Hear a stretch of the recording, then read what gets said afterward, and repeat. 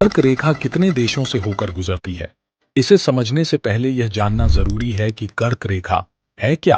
दरअसल कर्क रेखा एक काल्पनिक रेखा है जो भूमध्य रेखा से 23.5 डिग्री उत्तर में पृथ्वी के चारों ओर फैली हुई है।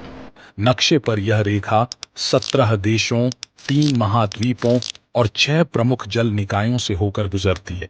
उत्तरी अमेरिका में यह रेखा बहामास और मेक्सिको से होकर गुजरती है, जबकि अफ्रीका में यह रेखा पश्चिमी सहारा, मॉरिटानिया, अल्जीरिया, माली, नाइजर, लीबिया और मिस्र से होकर गुजरती है। इस महाद्वीप में यह रेखा सहारा के विशाल रेगिस्तान से होकर भी गुजरती है।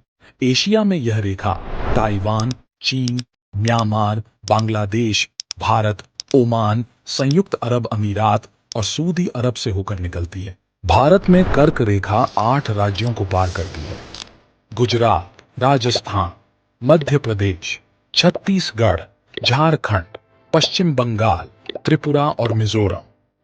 यह रेखा कुछ प्रमुख जल निकायों से भी होकर गुजरती है, जैसे अटलांटिक महासागर, लाल सागर, हिंद महासागर, ताइवान स्ट्रेट और प्रशांत महासागर और मेक्सिको की खाड़ी।